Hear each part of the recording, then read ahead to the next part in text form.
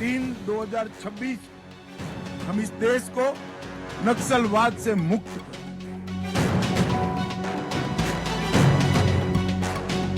मित्रों, आज मैं फिर से इस मंच का उपयोग करते हुए देश के सभी नागरिकों को आश्वस्त करना चाहता हूं। 31/3/2026 को यह देश नक्सलवाद से मुक्त हो जाएगा। तिरुपति से पशुपति तक का रेड कॉरिडोर का स्वप्न देखने वाले लोगों को पूर्ण रूप से परास्त कर हमारे सुरक्षा बल अपना प्रभुत्व स्थापित करेंगे।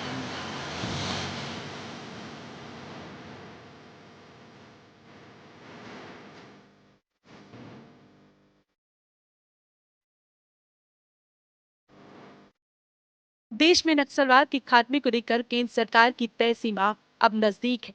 हर बीतते दिन के साथ नक्सलवाद के खात्मे का काउंटडाउन कम होता जा रहा है और हर दिन के साथ सुरक्षा बलों का एक्शन और भी तेज हो रहा है।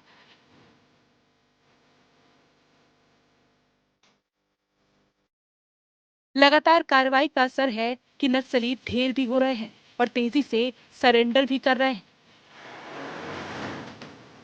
इसी कड़ी में हैदराबाद में शनिवार को एक साथ 130 नक्सलियों ने सरेंडर किया है। तेलंगाना के मुख्यमंत्री रेवंत रेड्डी के सामने 130 नक्सलियों ने सरेंडर कर दिया। इस सामूहिक आत्मसमर्पण को नक्सल विरोधी अभियान की बड़ी सफलता के रूप में देखा जा रहा है।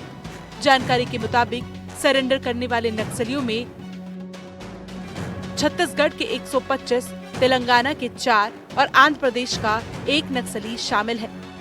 सरेंडर करने वाले नक्सलियों में संगठन के कई बड़े पदों पर कार्यरत सदस्य भी शामिल हैं। समर्पण करने वालों में 3 state committee member, 10 divisional committee सदस्य, 46 एरिया कमेटी सदस्य और 76 दलम सदस्य शामिल बताए जा रहे हैं। आत्मसमर्पण के दौरान नक्सलियों ने बड़ी मात्रा में आधुनिक हथियार भी सरेंडर किए हैं।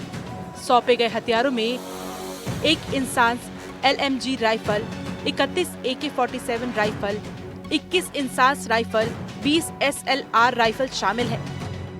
नक्सल सरेंडर के बाद तेलंगाना के सीएम रेवंत रेड्डी ने कहा कि महात्मा गांधी के देश में हिंसक और सशस्त्र आंदोलन किसी भी समस्या का समाधान नहीं हो सकता।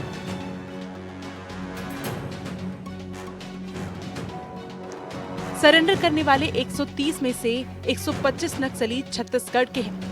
इसे छत्तीसगढ़ में चलाए जा रहे नक्सल विरोधी अभियान के लिए भी बड़ी सफलता माना जा रहा है। तेलंगाना में बटालियन 1 जो हमारे यहाँ बड़े ही आतंकों का पर्याय बन चुका था, उसके सारे लोगों ने पुनर्वास किया है। बस्तर की बड़ी टीम है उसमें, और उन्होंने जाकर के तेलंगाना सरकार के सामने सरेंडर किया है, पुनर्वास किया है। मैं शुभकामनाएं देता हूं, मैं हृदय से बधाइयां देता हूं और इस बात को कहता हूं कि बस्तर में मूल रूप से पूर्ण शांति के लिए जो आवश्यक था उसमें से ये हुआ है। ये बहुत प्रसन्नता का विषय है। 31 मार्च 2026 तक सशस्त्र नक्सलिज्म समाप्त हो जाएगा। जैसे जैसे नक्सलवाद के खात्मे की केंद्र सरकार की डेडलाइन नजदीक आ रही है, उतनी ही तेजी से नक्सली सरेंडर कर रहे हैं। हाल ही में नक्सलियों के टॉप लीडर में से एक देवजी ने सरेंडर किया था। अब नक्सलियों के गिने चुने लीडर ही बचे हैं, जो सुरक्षा बलों से बचने के लिए यहाँ वहाँ भाग रहे हैं। Bureau report, NDTV। और ज्यादा जानकारी लेंगे हमारे सहयोगी पंकज सिंह भदौरिया इस वक्त हमारे साथ लाइव जुड़ गए। सीधा उनका रुख करेंगे। पंकज, जिस तरीके से डेडलाइन तय की गई है 31 मार्च और नक्सलियों का सरेंडर जिस तरीके से हो रहा है, ये एक संकेत दे रहा है कि डेडलाइन से पहले ही छत्तीसगढ़ में नक्सलवाद का खात्मा होगा।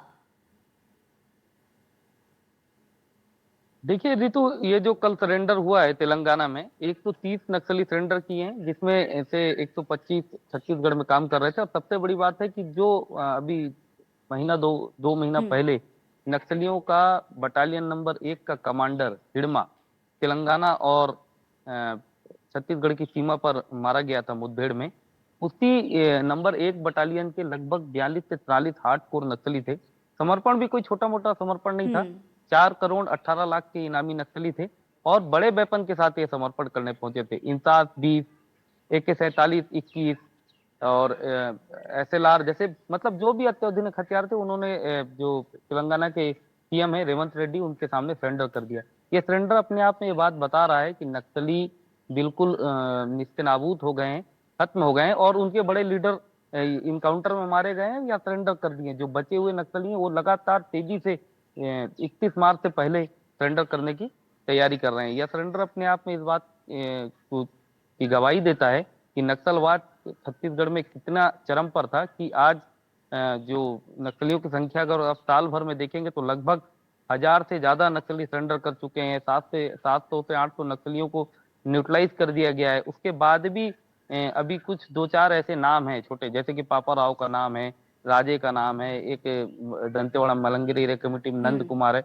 ऐसे कुछ नाम है जो बड़े नक्सलियों के साथ उनके सुरक्षा गार्ड के तौर पर काम करते थे, ये बचे हुए हैं। ये भी मुझे लगता है कि आने वाले 2-4 दिनों में कहीं ना कहीं संपर्क करेंगे और ये भी सरेंडर करके मुख्य धारा में जुड़ेंगे। जी।